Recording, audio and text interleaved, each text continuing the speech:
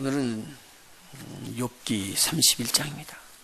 오늘 말하는 것은 욥이 자기의 의로운 생활에 대해서 이야기를 하고 있습니다. 욥이 굉장히 하나님 앞에서, 사람들이 보는 앞에서 순결하기를 원했습니다. 특별히 보이지 아니하는 것을 감찰하시고 숨어 있는 것까지 다 보고 계시는 하나님 앞에서 거짓 없이 정직하고 순결하게 살려고 그렇게 애쓰고 수고하는 것을 읽어보면 금방 알 수가 있습니다. 특별히 제일 중요한 것이 여자에 대한 문제인데, 욥은 남자이기 때문에 여자에 대한 이 문제를 욥은 굉장히 귀하게 아주 순결하게 그렇게 생각을 한 거예요. 이 간음은 절대로 안 된다라고 이 사람이 생각을 한 거죠. 실질적으로 이 사람은요, 재물이 많거든요. 그리고 많은 사람들에게 지혜롭고 모든 사람들에게 존경을 받을 수 있는 사람이었었는데, 이렇게 정확하게 손을 긋습니다. 내가 처녀에게 눈을 두지 않는다. 여기 이 간음이나 육신에 이렇게 정력으로 오는 것들은요, 눈으로 볼 때 오는 것이기 때문에 눈 조심해야지 되지 않겠어요. 그러니까 마태복음 5장 28절에도 보면 여자를 보고서 음욕을 품는 자는 이미 간음하였느니라 그렇게 나가거든요. 그러니까 이 눈으로 보는 것을 잘 봐야 된다는 것이죠. 이게 아니면 빨리 피해주고 없애줘야 되지, 가만히 넘겨놓고 있어버리면은 이 눈이 자꾸 들어오는 대로 들어가거든요. 그래서 실질적으로 이게 눈이 참 무섭거든요. 귀신을 쫓을 때 보면요, 눈 보면 금방 알아요. 눈 안에 금방 알아요. 그리고는 쫓으면 눈에서 탁 튀어나가요. 묘하다고요, 그게. 이게 눈으로 보고는 다 보는 거잖아요. 이게 처녀를 보고 내 눈이 유혹돼 갖고 문제가 터질 수도 있으니까 이런 일은 하면 안 된다라고 자기는 아예 이것을 굉장히 엄하게 자기 자신 스스로를 다스리고 있는 부분을 볼 수가 있습니다. 눈과 언약을 세웠대요. 그렇게 하지 말자고, 눈과. 그 다음에 또 보면은 9절에 보니까 언제 내 마음이 여인에게 유혹되어 이웃의 문을 엿보았던가. 혹시 나이가 들었던 결혼한 유부녀들하고는 이런 일을 절대 하지 않겠다고 그렇게 아주 그냥 절대 순결을 지키는 주의로 나가고 있는 것을 볼 수가 있습니다. 음심을 품은 적이 없다, 그 말이죠. 그래서 욥은 이 간음을 가지고 중한 죄라고 그렇게 마음에 결정을 했습니다. 그래서 이것은 절대로 하지 않겠다고 그렇게 마음을 먹죠.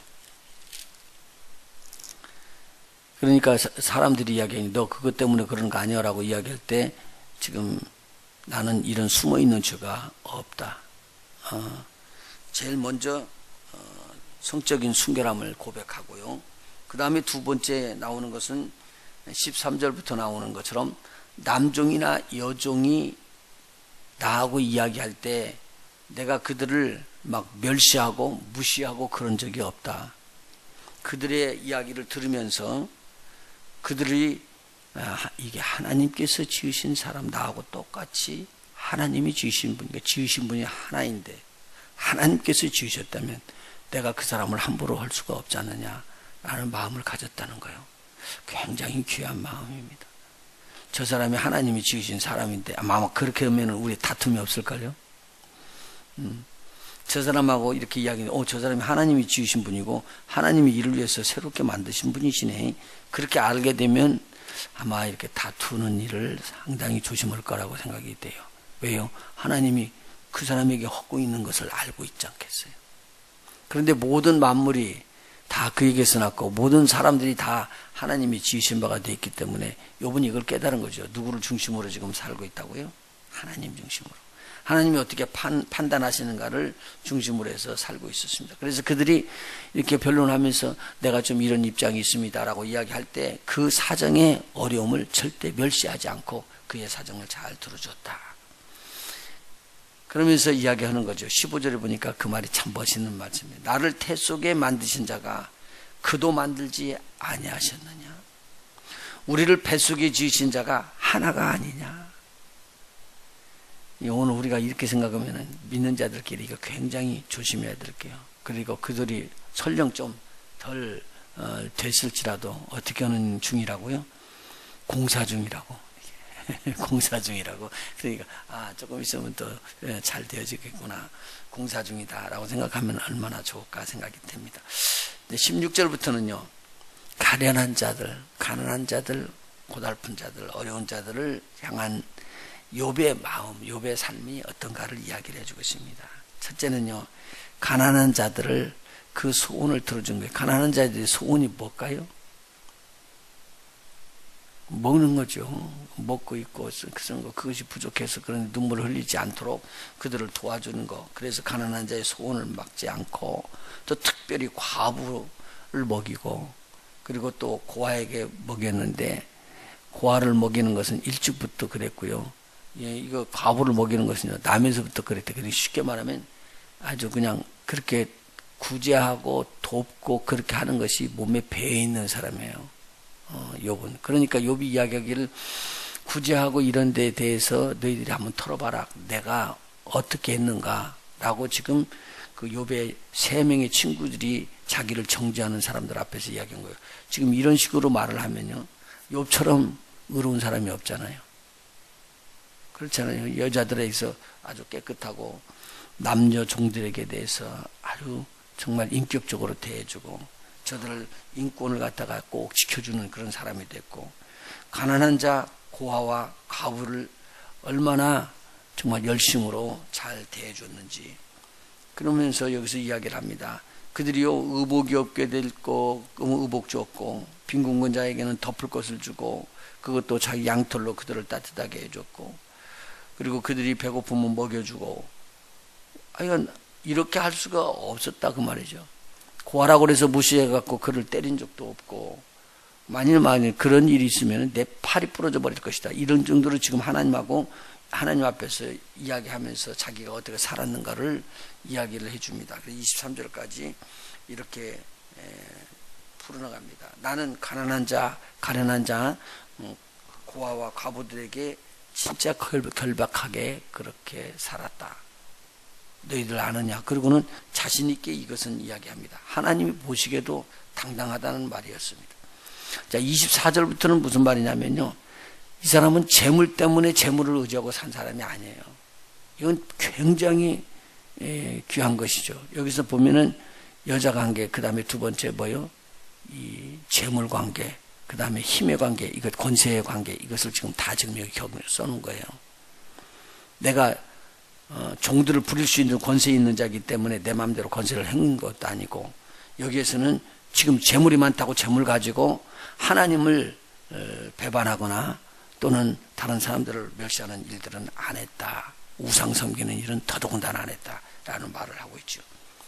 여기 보면요, 언제 금으로 내 소망을 삼고 정금으로 너는 내 의뢰하는 바라 하였던가. 그러니까 재물 갖고 하나님 앞에 바로 서기를 원하신 거예요. 25절, 언제 재물의 풍부함과 손으로 얻은 것이 많음으로 기뻐하였던가. 언제 태양의 빛남과 달의 명랑하게 운행되는 것을 보고 내 마음이 가만히 유혹되어 손에 입 맞췄던가. 이것은 우상 섬기는 것을 말하고 있는 거죠.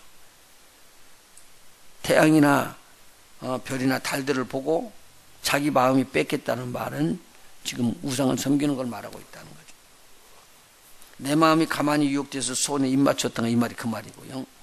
28절에 보니까 이렇게 되면 이것이 엄청난, 당시에 이것은 잘못이라고 생각해서 재판장에게도 벌을 받고 하나님을 배반한 것이기 때문에 하나님 앞에 크게 징계를 받아야 할 것이다. 나는 그런 적이 없다 라고 자기의 의를 주장하고 있습니다. 여기서요. 그리고는 29절, 이것은 참 사람이 하기도 어려운 일인데요, 미워하는 사람을 보고는요, 에이 가다가라도 다리라도 부러져버리라, 그런 마음을 먹을 텐데, 욥은 그런 마음이 없었어요. 잘못된 사람이 있고 그런 사람이 있었을지라도 절대 그를 그렇게 악하게 생각한 적이 없다는 말입니다. 저 사람이 가다가 멸망을 당하는 것, 그것을 미워하는 자일지라도 그런 마음을 품은 적도 없고, 그를 저주하는 말을 하지도 않았다라고 여기서 이야기를 하고 있습니다. 그리고 수많은 사람들을 먹였다.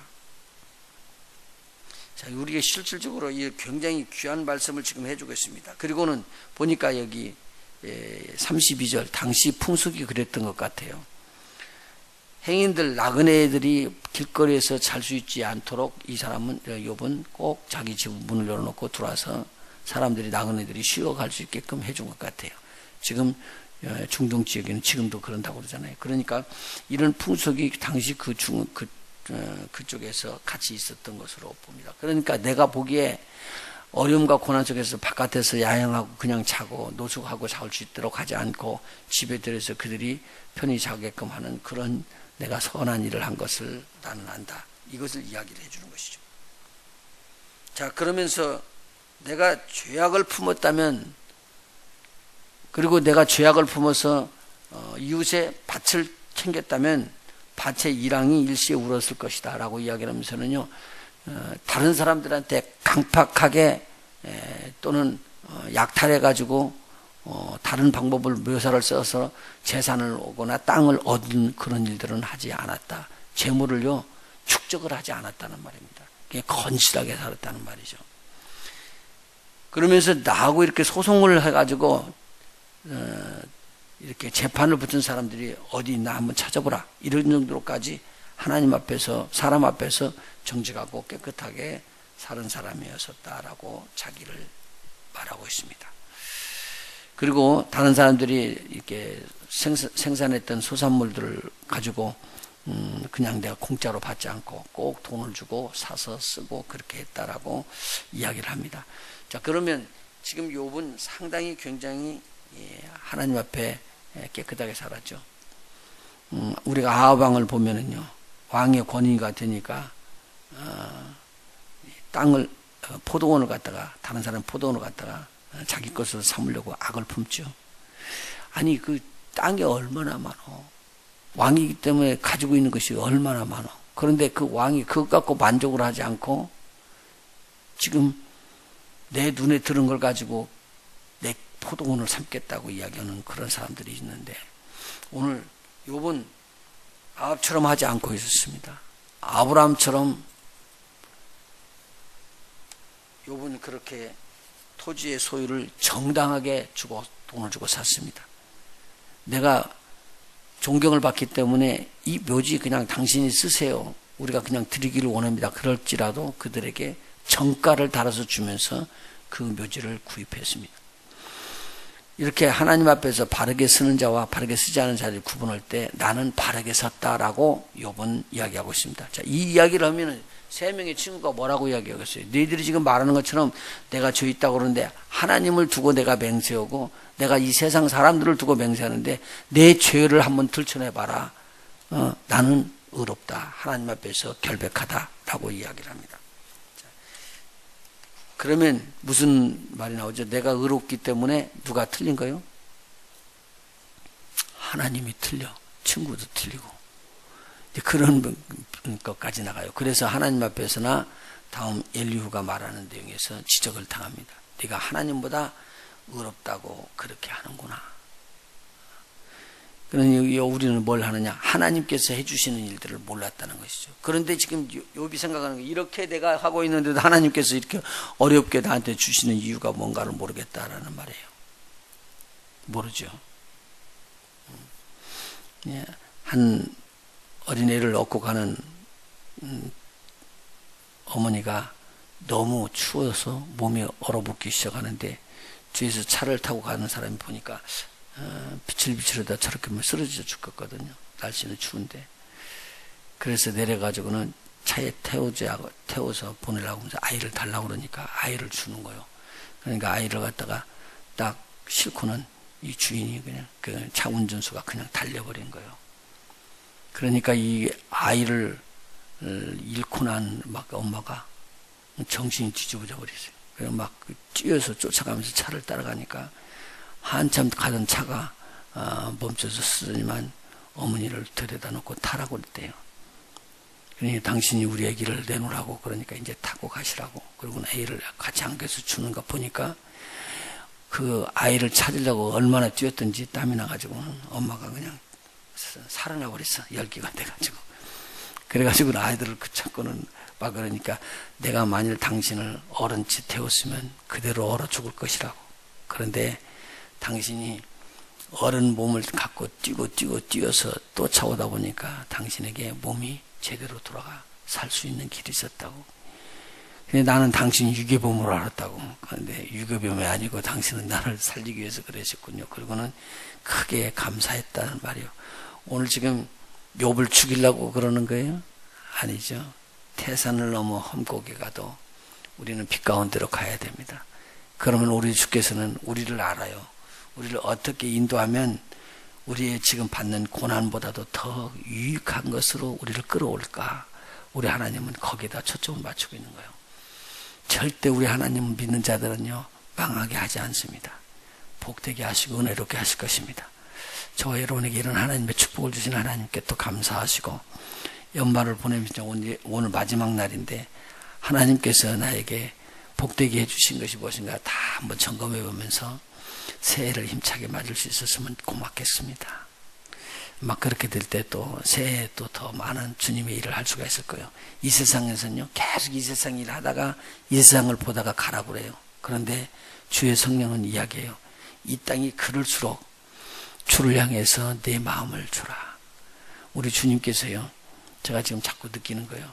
광야길에 이스라엘 백성이 들어가기 전에 계속적으로 하나님은 이야기합니다.